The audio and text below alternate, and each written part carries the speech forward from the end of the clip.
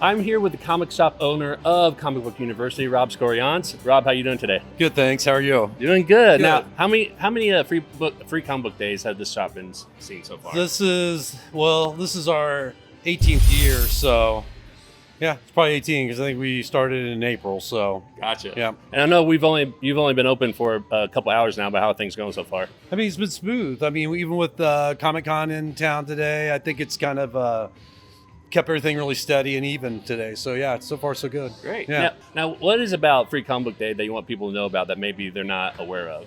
I guess the biggest thing is just I think people forget that it happens the first Saturday in May, and I don't think they realize the different genres and new things that they can discover by all the different titles that come out on Free Comic Book Day. Yeah, I've been really surprised and impressed with all the different kinds, because not only are there the big comic book publishers, but there's also titles like Dogman and I'm sure Dogman brought out a bunch of kids today. I'm sure. But yeah, it's more than just superheroes for sure. Right. Yeah, definitely.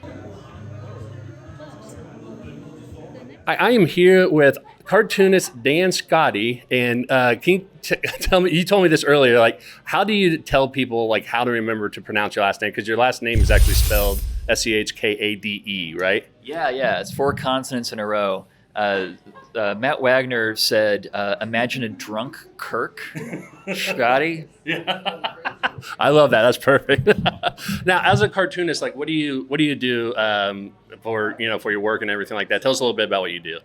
So I write and draw comic books. I got my start as just an artist, and now I mainly get hired to do both. My cartooning mainly comes from a classical 20th century style of American cartooning.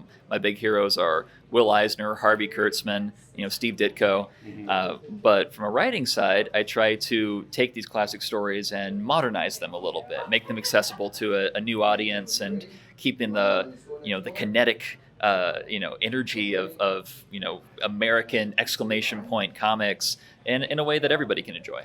Awesome, great. And what kind of works do you have out or working on right now? So a couple years ago, I did The Spirit over at Dynamite. I did 12 issues of that. For the last 4 years, I've been doing a webtoon called Lavender Jack, which it's a turn-of-the-century mystery adventure story that was actually nominated for an Eisner and a Ringo Award.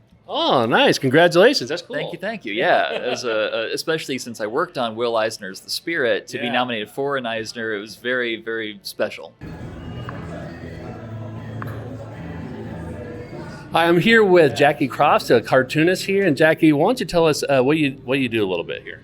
Yeah, I draw a book called Nutmeg. It's actually finished now, and I draw other comics, mostly self-published, and I run a Patreon that comes out every month where I send prints and sticker sheets to people, and I just love doing illustrations and comics, yeah. Awesome. So tell us a little bit what got you into comics.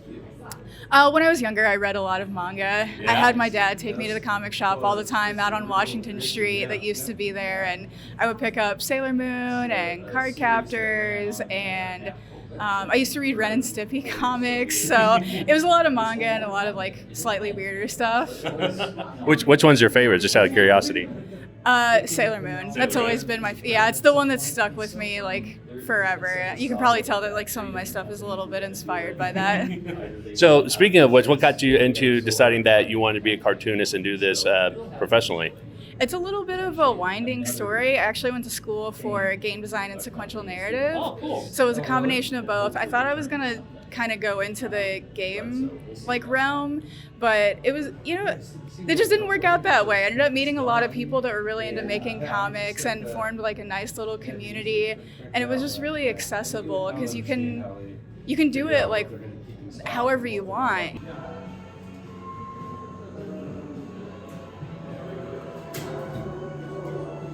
I am here with artist Gavin Smith. Gavin, tell us a little bit about what you do. I am the current artist on the ongoing Teenage Mutant Ninja Turtles series from IDW. Awesome. That's got to be exciting too. It's incredible. Yeah. It's literally the job I've wanted my entire life. Oh, I finally got it. So yeah. Oh, I'm sure. I'm sure we're all happy for you for that. How'd you end up landing that job? Do you know? I mean, obviously, but yeah.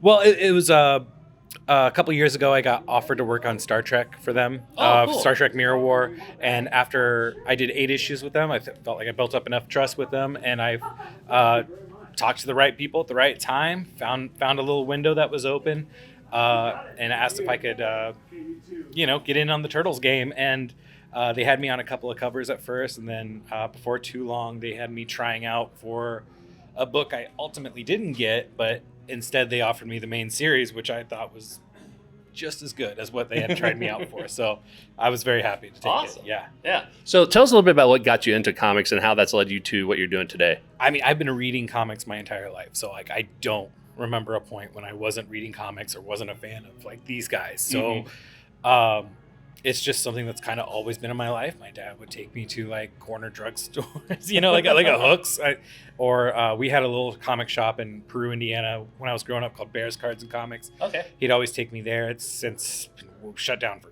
years, decades now. And then I moved to Kokomo, and I was getting comics at Kokomo Comics, which is now Comics Cubed.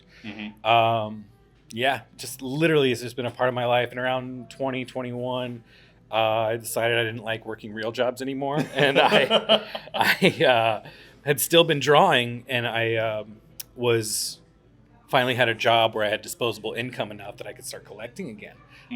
My own money instead of my parents.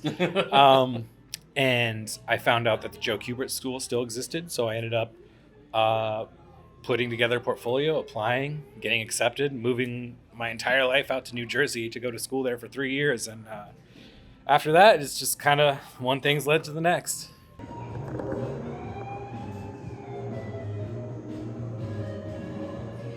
I'm here with illustrator Mark Brayer. Mark, why don't you tell us a little bit about what you do and what you're working on?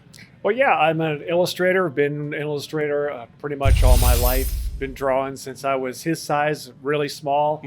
Went to art school, worked in graphic design for years, worked in marketing departments, and just realized that I want to do more of my own work. So I started freelancing and doing that along with working full time.